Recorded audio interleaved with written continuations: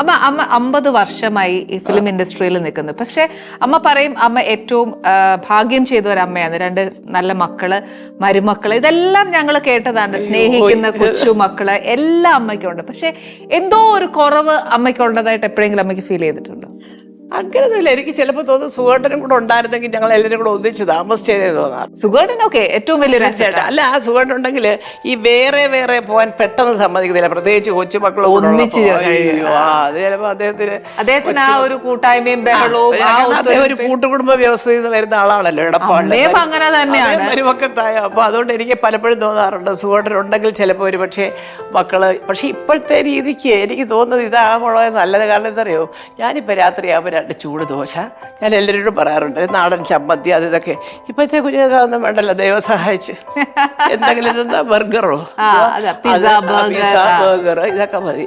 എനിക്കിതൊന്നും തിന്നോണ്ട് രാത്രി കിടക്കാനൊക്കില്ല. എനിക്ക് വല്ലതും അല്ല, ഞാൻ കുറച്ചു നേരം കൊണ്ട് വിചാരിച്ചു ഇത് കൊണ്ടുവന്ന് വെച്ചേച്ച് വായിൽ വെള്ളം ഊർന്ന് 1.5 മണിക്കൂറായിട്ട് കഥയും പറഞ്ഞോണ്ടിരിക്കുക.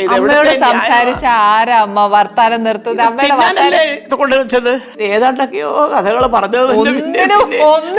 പിന്നെ ചോദിച്ചോണ്ട് ഈ കൊച്ചു വിളമ്പൊന്നുമില്ല, ഇന്നത് മാറ്റി കളയാം, ഇപ്പൊ തരാൻ പറ്റി. എനിക്ക് വയ്യ.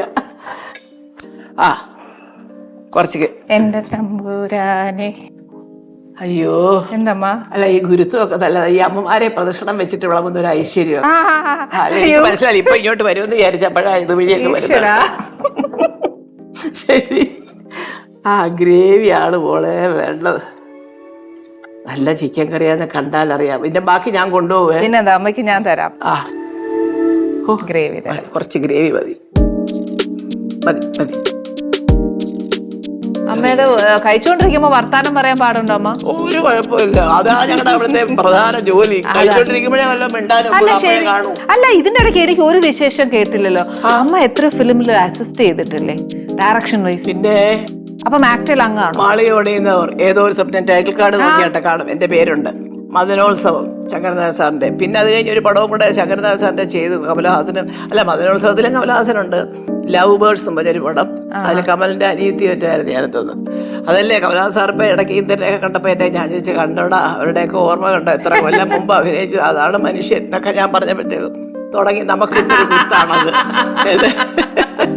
എന്റെ പാനീസ് കിച്ചണിൽ അമ്മ വന്നപ്പോ എനിക്ക് ഭയങ്കര സന്തോഷം അമ്മ.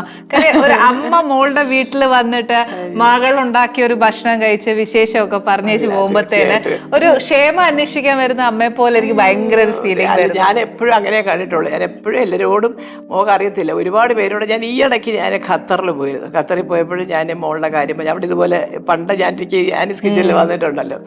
അപ്പോൾ അത് തൊട്ടുള്ള കഥകൾ ഇങ്ങനെ പറഞ്ഞു വന്നപ്പോൾ ഞാൻ പറഞ്ഞ കണ്ടു പഠിക്കണം.